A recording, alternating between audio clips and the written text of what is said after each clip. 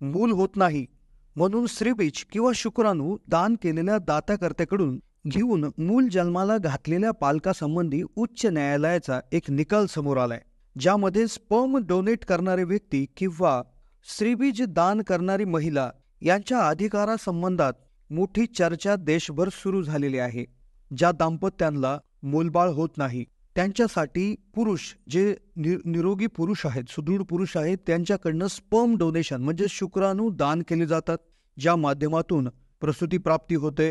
किंवा ज्या महिलेचा त्या दाम्पत्यामधील प्रॉब्लेम आहे तर तिच्याकरता स्त्रीबीज म्हणजे दुसरी निरोगी महिलेकडून स्त्रीबीज हे दान करून घेतले जातात आणि ज्याच्या माध्यमातून मूल जन्माला घातलं जातं. आता हे स्पर्म डोनेशन म्हणजे शुक्राणू दान हे काय असतं, याला किती पैसे मिळतात, हे कशा पद्धतीनं होतं, या पद्धतीनं कशी मूलबाळं होतात, तसेच स्त्रीमध्ये जर प्रॉब्लेम असेल तर स्त्रीबीज दान कशा पद्धतीनं होतं. मग ज्या पुरुषाने स्पर्म डोनेशन केलेलं आहे किंवा ज्या महिलेने स्त्रीबीज दान केलेलं आहे त्यांचा त्या मुलावर हक्क असतो का, तर यावर उच्च न्यायालयाने एक निकाल दिलाय. तर त्याचीच माहिती व्हिडिओमध्ये तुम्हाला मिळणार आहे.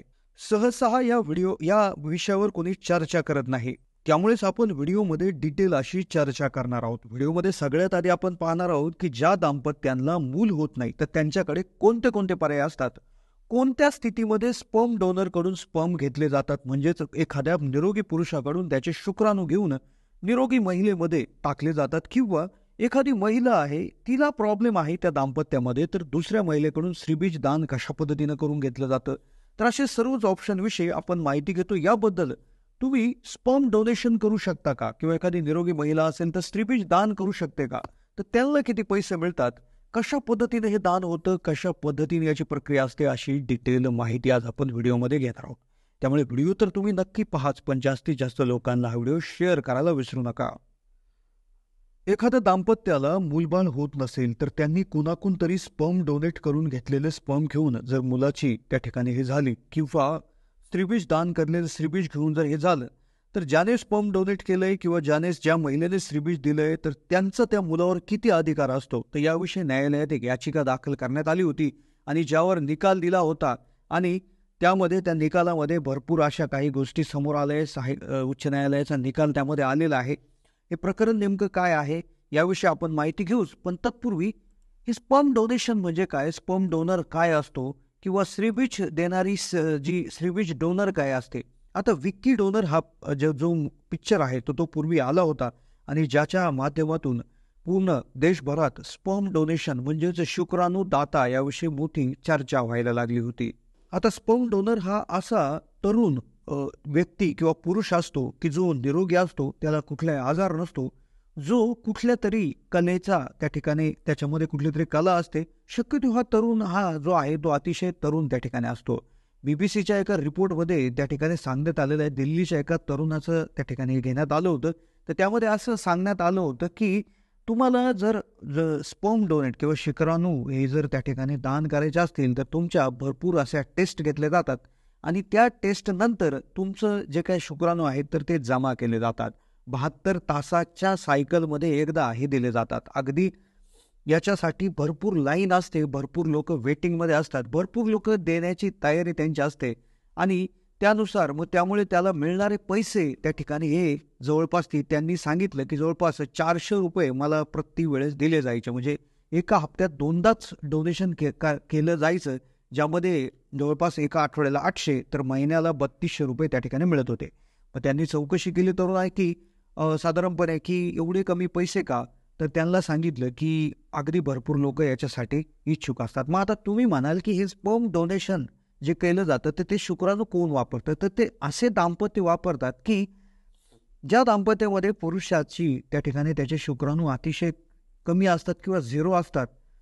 अशा वेळेस त्या दाम्पत्याकडे 2च पर्याय असतात. एक म्हणजे बाहेरून मूल दत्तक घेणं, पण दत्तक जर घेतलं तर अगदी बाहेरच्या आसपासच्या मित्रमंडळी कुटुंबाला समजू शकतं, त्यामुळे ते स्पर्म डोनेशन त्या ठिकाणी करून घेतात. आता यामध्ये स्पर्म डोनर आणि ज्यांना ते स्पर्म घेत आहे तर रिसिपंट आणि डोनर यांची माहिती अगदी गुपित ठेवलेली असते. पण यामध्ये एक माहिती विशेष अशी असते की ज्याने डोनेट केलंय म्हणजे ज्याने स्पर्म दिलाय, शुक्राणू दिलाय, त्याचं नाव ना माहीत नसतं, पण त्याच्या त्वचेचा कलर, त्याच्या डोळ्याचा रंग, त्याची उंची, त्याचं वजन, त्याला असणारे आजार, त्याच्याविषयी डिटेल प्रोफाईल माहिती तिथे उपलब्ध असते. तर त्यानुसार ज्याला ते शुक्राणू पाहिजे तर त्या पद्धतीनं तो चेक करून घेऊ शकतो. आता हे झालं शुक्राणू दात्याकडून ते घेऊन तुम्ही प्रसूती करणं किंवा मूलबाळ होणं. आता तेच उलटं जर महिलेमध्ये प्रॉब्लेम असेल, एखाद्या दाम्पत्याच्या महिलेमध्ये जर प्रॉब्लेम असेल, तर त्या केसमध्ये एखाद्या निरोगी स्त्रीकडून श्रीबीज त्या ठिकाणी घेतलं जातं आणि ते श्रीबीज त्या ठिकाणी ज्या महिलेमध्ये श्रीबीज तयार होत नाही किंवा जिचा प्रॉब्लेम आहे तर त्या महिलेमध्ये ते टाकून नंतर त्या ठिकाणी शुक्राणू त्या ठिकाणी ती गेल्यानंतर प्रसूती त्या ठिकाणी होत असतं. तर दोन्ही केसमध्ये होतं. पुरुषात प्रॉब्लेम असेल तर शुक्राणू दात्याकडून शुक्राणू घेतले जातात. महिलेमध्ये प्रॉब्लेम असेल तर दुसऱ्या महिलेकडून त्या ठिकाणी तुमचे श्रीबीज घेतलं जातं. आता केस काय झाली होती, केसमध्ये खूप मोठा असं झालं होतं की 2 बहिणी होत्या. एका बहिणीला मूलबाळ होत नव्हतं. मोठी बहीण होती, तिला मूलबाळ होत नव्हतं. मग लहान्या बहिणीने काय केलं की लहान्या बहिणीने तिला स्त्रीबीज दान केलं. स्त्रीबीज दान केल्यानंतर तिला पुढे चालून 2 जुळ्या मुली त्या ठिकाणी झाल्या. काही काळ ते पती पत्नी खूप खुश झाले. पण ज्या महिलेने श्रीबीज दान केलं होतं तर त्या बहिणीच्या पतीचं त्या ठिकाणी ॲक्सिडेंट झाला आणि त्या ज्या बहिणीच्या पतीचा ॲक्सिडेंट झाला त्याबरोबर तिचा मुलाचा देखील मृत्यू त्याच्यामध्ये झाला.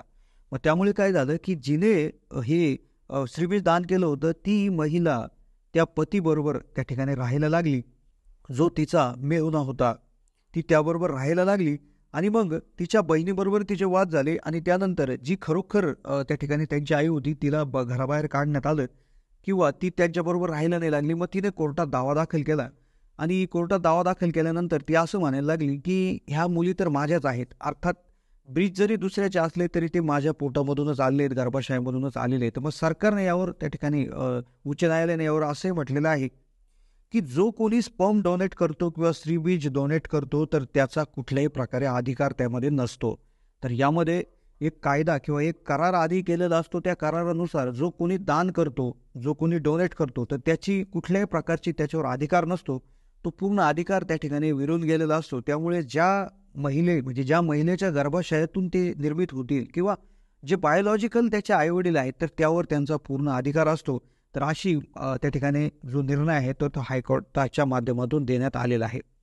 तर अशा पद्धतीनं ही जी काही केस होती तर आता ती हे झालेली आहे. तर त्यानुसार आता जी त्यांची खरी आई होती तर त्या आईला त्या ठिकाणी म्हणजे जिने डोनेट केली ती नाही तर दुसरी जिच्या पोटामधनं जन्म घेतला तर तिला आता त्या मुलींचं जे आहे तर ते पूर्ण हक्क देण्यात आलेले आहे. तर त्या मुलीला भेटण्याची परवानगी देखील तिला देण्यात आलेली आहे. तर अशा पद्धतीनं ही एक त्या ठिकाणी एक निर्णय समोर आला होता. तर त्याच्या अनुषंगाने आपण या सर्व प्रक्रियेची माहिती देण्याचा प्रयत्न केला आहे. तुम्हाला डाऊट असतील तर नक्कीच कमेंटमध्ये टाका. आपण नक्कीच त्यावर व्हिडिओ बनवूया. चला तर मग भेटूयात पुढच्या अशाच माहितीपूर्ण व्हिडिओमध्ये. तोपर्यंत चॅनलला सबस्क्राईब करून ठेवा. व्हिडिओ आवडला असेल तर लाईक करा. धन्यवाद.